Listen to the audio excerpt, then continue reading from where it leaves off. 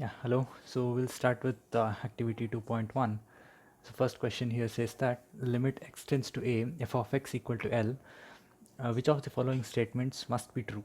So they have said that at point, let's say there is some graph at there is a point A. At point A there is a limit. Okay, so it means that if we approach the graph from the left side as well as from the right side, we will have the value A. So it means that only this option is right. So what about this one? F is defined at A. So let's consider a case uh, 1 by x, right? So if we have a graph, so 1 by x will have something like this, right? So at infinity, is the f of x defined? So it is not defined, right? But still the limit will have the value. Yes, the limit will be 0. But so this option is wrong.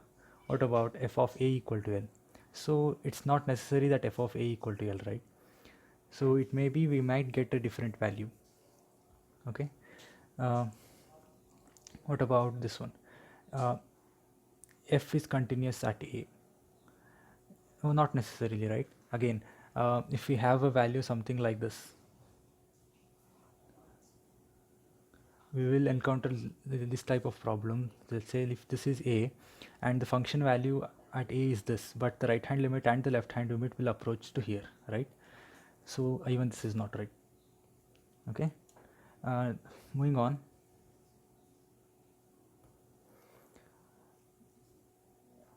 Let f be the function. Okay. The solid point. Okay, we already know how to read this graph. So let's go move on to questions, or move on to the options. Limit x tends to 2 minus. Okay, so it means that we are approaching to 2 from the LHS. Okay, so here the value is here. So we are approaching towards here. Okay, so as we go on increasing the value of x value, the y value also increases, right? So here when the x value is almost at 2, very near, very close to 2, the value that we get is around here, right? So the left hand limit will approach to what? It will approach to 10. So first option is right. So what about other one? Limit x tends to 2 plus f of x equal to 2. So here we are approaching from the right hand side towards 2, so the function value will be here. We are approaching to 2, right? So the function value will be equal to 2. This option is also right. So the next one, limit x tends to 4 minus. 4 minus means we are approaching 4 towards the left hand side. Here the function value is here. We are approaching the value and it will reach the limit to this. That is f of x would be equal to 10. But here they have given 4, so this option is wrong. So what about the next one? Limit x tends to 4 plus. Here we are approaching from here. Sorry, we are approaching from here and the function value will be here. So the limit will be 4. So this option is right. Okay. So what about f is continuous at 2? Let's say the left hand limit is somewhere here, but the right hand limit is somewhere here. But let's say if we are tracing the graph and we have to lift the pen and we have to continue again, so there is a point of discontinuity over here, right? So this option is wrong. So what about last one? F is continuous at x equal to 6. So at x equal to 6 the function value is somewhere here, so we can directly draw this function without lifting the pen, right? So that is, so we can say that f of f is continuous at 6. Okay, moving on. Consider the following function f of x equal to, they have given some functions and the condition. What is the number of point of discontinuity? Whenever we encounter these type of problems, we have to check the denominator if there is a function or if there is a x value in the denominator, and whenever this value goes to 0. Let's say we have x plus 1 and x plus 2 in the denominator. If we equate that to 0, what are the roots of the equation? The roots will be x equal to minus 1 or x equal to minus 2. At these values, this x divided by x plus 1 and x plus 2 is not defined, right? So if we substitute x equal to -1 and or x equal to plus -2, this function value will be tending to infinity. So these are not defined. So we have to check the condition now. So the condition is whenever the x is greater than or equal to 1, right? So the point of discontinuity is what? Point of discontinuity is -1 and -2, but the condition they have given is x is greater than or equal to 1. So there are no points of discontinuity in this function. Okay, so what about this? If x is less than equal to 1, if x is only strictly less than 1, the function value is 1/6. So there is no point of discontinuity as of now, but we also have to check at 1 whether these two functions are continuous or not. Okay, let's say at f of 1, we have to find the left hand limit as well as the right hand limit. So limit x tends to 1 minus of f of x, so that will be equal to limit x tends to 1. We have to use from the left hand side, so we have to use this one, right? So 1/6, so that is equal to 1/6. What will be the right hand limit? The right hand limit is limit x tends to 1 plus, it means that f of x, what is f of x here? We are approaching from the right hand side, means that x value is greater than 1 now. So we have to use limit x tends to 1 plus x divided by x plus 1 into x plus 2. So now what will happen if we substitute 1? So we'll have 1 divided by 1 plus 1 into 1 plus 2. That is 1 divided by 2 into 3, that is 1/6. So the left hand limit as well as the right hand limit approaches to the same value. So the limit of this function exists at 1, therefore this function is also continuous at 1, right? So there are no point of discontinuity for this function. Next question, we have a function y given condition where a and b are two arbitrary real numbers. So we have to find out what will be the value of a and b, right? So for this we have to also check the point of discontinuity as well. So let's say the function value ax is continuous everywhere, bx square is also continuous everywhere, right?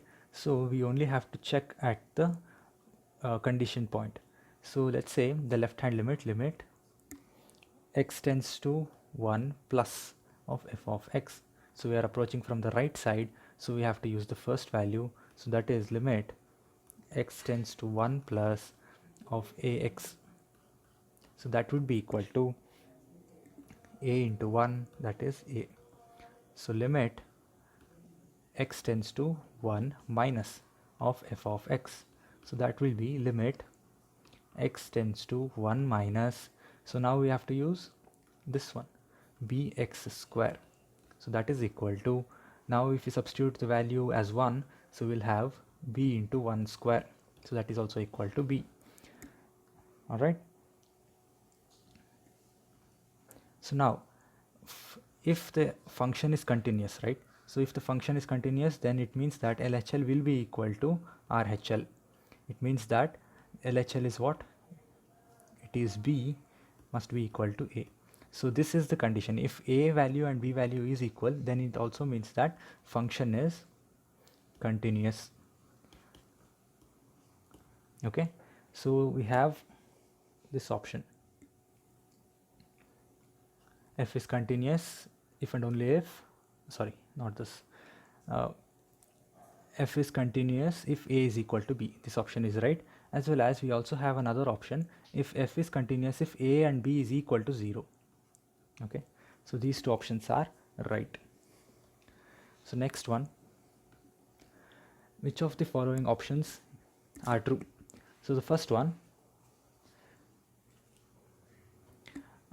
there exists a function f from 1 to 5 to 1 to 7. So they have given codomain and the domain such that f of 3 is equal to pi. So they are saying that from 1 to 5 it is mapping to 1 to 7. So they are saying that f of 3, so is this, does 3 exist here? Yes, 3 belongs to this one. So it holds good. What about pi? Pi is 3.14. So does this belong to pi? Yes, 3 also belongs to this one. So this function is valid. Okay, so what about second one? There exists a continuous function from 1 to 10, okay, to 2 to 8. So what are the function values given? F of 1, yes, 1 belongs to this. So what about 10? 10 also belongs to this. Why? Because we have squared bracket. Square bracket indicates that the endpoints are also included in the interval, right? So what about 3? Yes, 3 is also in this interval. Also 5 is also in this interval. So second option is also true. What about third one? Third one, there exists a non-constant continuous function f from R to R, which is bounded. So yes, this is also true. What about fourth one? There exists an unbounded continuous function from 2 to 3. So there is an open interval 2 and closed interval 3, and they are saying an unbounded continuous function. Yes, so this also exists. It means that uh, let's say at the value 3, the function value will go to infinity, right? So it will be something like this.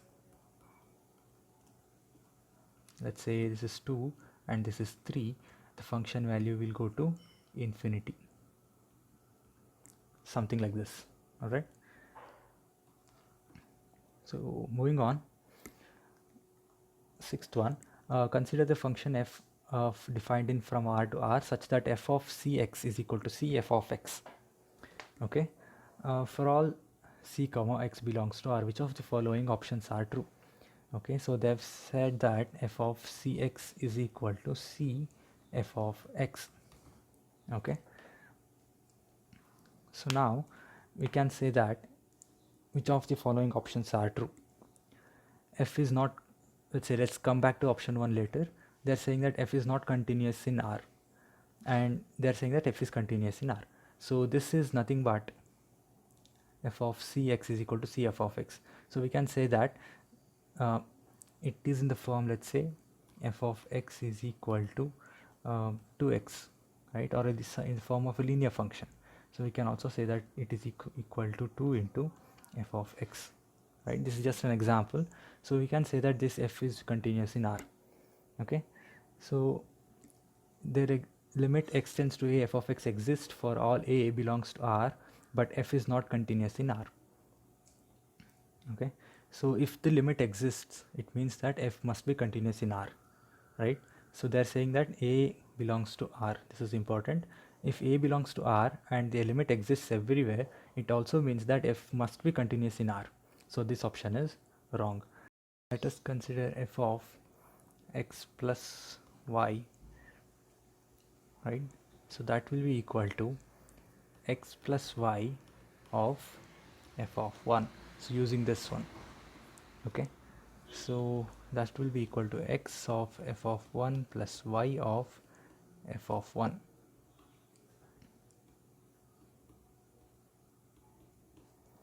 Right, so alternatively we can also say that we can say 1 into f of x plus, we are interchanging this, 1 into f of y. So we can say that f of x plus y is equal to f of x plus f of y. So this option is true. So moving on, so we have a function f of x equal to x divided by tan inverse of 2x. So this is the first time we are encountering this tan inverse function. So these are called inverse trigonometric functions, right? So the regular trigonometric functions, let's say sine, cos or tan, etc., right? So they accept radians, right? So accept radians and they give out a ratio. So ratio of any two sides of a triangle. Okay, so here the inverse functions, inverse trigonometric functions, let's say tan inverse or sine inverse or cos inverse. Okay, so they take up ratios as the input and they give out radians as the answers. Okay, so it is nothing but a reverse of these things, right? So here for sine and cos, the ratio must be less than or the modulus of ratio, let's say -1. So this would be the domain, right? So here the radians will be we can get any radians, right? For tan, so except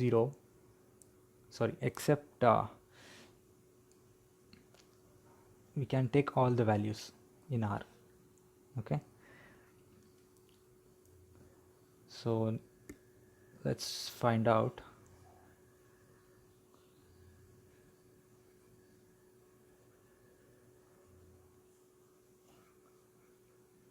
Okay, so now the function is x divided by tan inverse of 2x.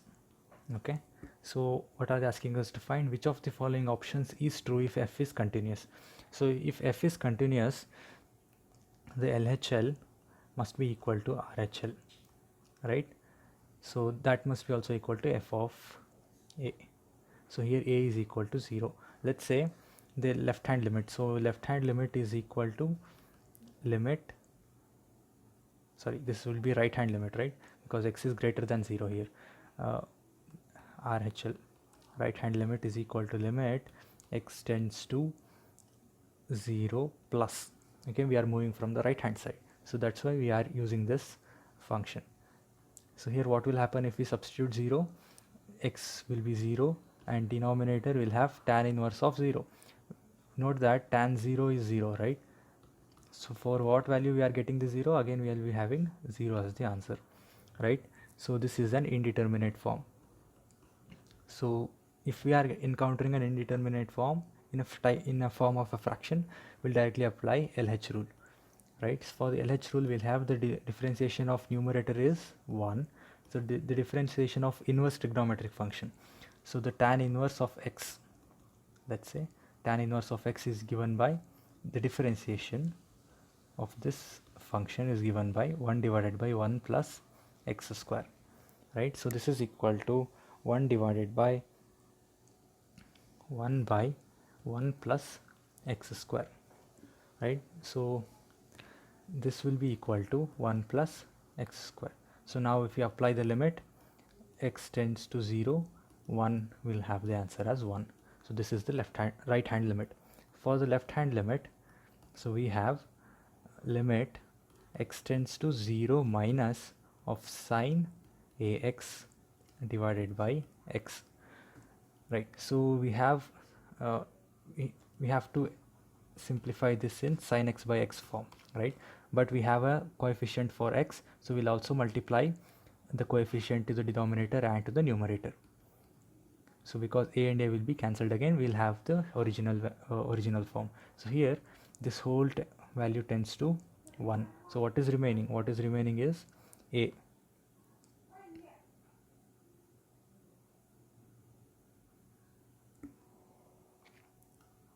So this is the left hand limit.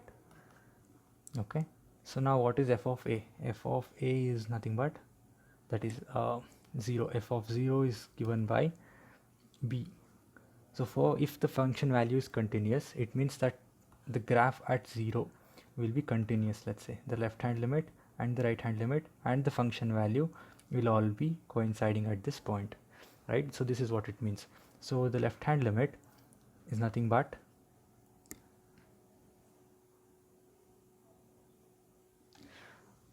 okay, I think I've made a mistake here. So this is tan inverse of x, so but we have tan inverse of 2x, right? So here we'll have 1 divided by 1 plus 2x whole square, and this is composite functions, so differentiation of 2x is again 2.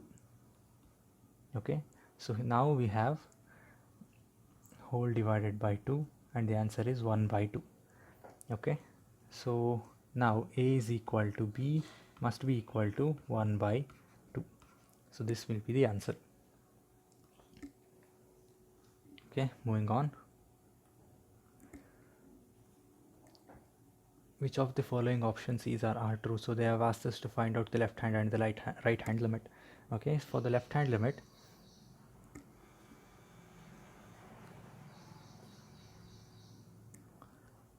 limit x tends to 0 minus, okay, of wherever even if the value that we are taking is less than 0 or greater than 0, we have to use this function, right? 1 divided by e to the power 1 by x plus 1. So this is the left hand limit, so that will be equated to. So now note that here the x is negative. Why? Because it is slightly less than 0. Even if it is slightly less than 0, the value will be negative, right?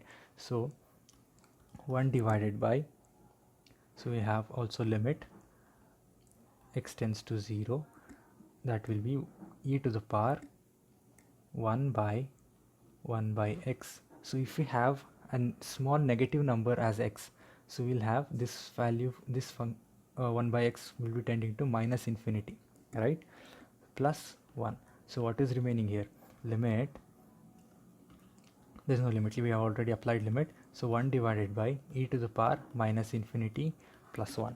So we know that e to the power minus infinity is nothing but equal to 0, right? So that will be 1 by 1, so that is 1.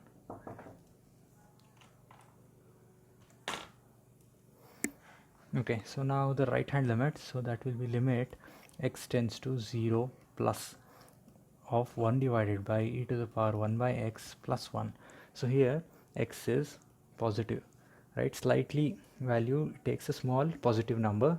So now if we apply the limit 1 divided by small number, right? So that will be 1 by 0, that will be infinity, right? It will be positive infinity, right? So here the value is 1 divided by e to the power infinity plus 1. Here e to the power infinity is equal to infinity itself. Okay, so that is 1 by infinity, so that will be equal to 0. So note that left hand limit is not equal to the right hand limit.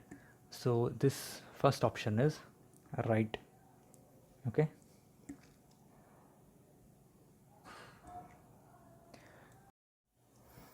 Okay, so now we are done with the first two options. In the second two options, so they are talking about bounded or unbounded function, right? So for bounded function, yeah, this function should not go to infinity at any value, right? So even if the x value tends to infinity, f of x must be some finite value. So let's say what will happen if x tends to infinity. So limit x tends to infinity of 1 divided by e to the power 1 by x plus 1. So this is the function. So if the x tends to infinity, 1 by x will be tending to 0, right? So we have 1 by e to the power of 0 plus 1. So e to the power, any number to the power of 0 is 1. So we have 1 by 2. So this is a finite value. So f is a bounded function. So if, let's say, if this value tends to infinity, let's say if this is the case, f would be an unbounded function, right? So that is the difference between a bounded and unbounded function. Okay, so now